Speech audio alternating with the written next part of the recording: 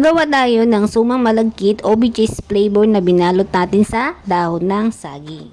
Hello mga kamami, magandang buhay! Tara na at simulan na natin. Bali, hinugasan ko lang mabuti yung bigas natin malagkit dyan at saka ko binabad ng 30 minutes para mas mabilis siyang maluto. Bago ko siya isasaing, yes mga kamami, isasaing natin siya para mas maganda yung kalalabasan ng ating magiging suman. Bali, ang pinang tubig ko nga pala dito mga kamami is yung condensed at evap na pinaghalo ko. Hindi na ako naglagay ng tubig. Enough na yung condensed at saka yung evap na ilalagay natin. Habang hinihintay ko nga maluto ang ating sinaing mga kamami is ito naman ang aking ginawa. Dinarang ko lang sa apoy yung dahon ng saging na ating gagamitin pambalot ng suman. Para lumambot siya kasi pag hindi yan nadarang mga kamami is malutong siya. Mahirapan tayong magbalot mamaya. Pagkatapos ko nga siyang dinarang mga kamami is pinunasan ko lang siyang mabuti para na ma-sure natin na malinis talaga yung ating gagamitin na dahon. At ayan na nga mga kamami, sinalin ko lang siya sa mababaw na lalagyan para naman mas mabilis natin siyang masasando. Simulan na nga nating magbalot mga kamami at ayan nga pala mga kamami, naghiwa ako dito ng cheese para naman ilalagay natin dun sa loob ng ating suman. So ayan na mga kamami, tingnan nyo yung itsura niya pag madali lang siyang balutin kasi nga malambot yung ating pangbalot. Bilog-bilugin lang natin yan bago yan lagyan natin yung loob ng cheese. Tingnan nyo yung itsura mga kamami, bilog-bilugin lang natin siyang ulit para naman maganda yung pagkaka-firm niya. Kunting tiyaga nga lang sa paggawa nito mga kamami para naman ma-achieve natin yung gusto nating kalalabasan ng ating ginagawa.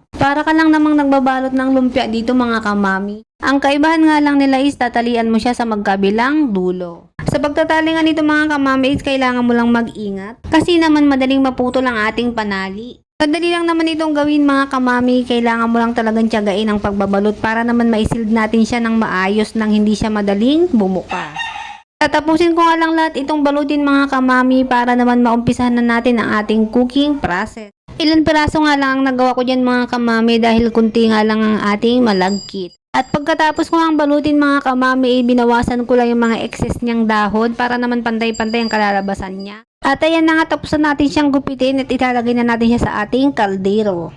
Sa paglalagay naman sa kaldero mga kamami, kailangan lang natin siyang ayusing mabuti at hindi natin siya kailangang siksikin para naman maging pantay ang pagkakaluto ng ating suman.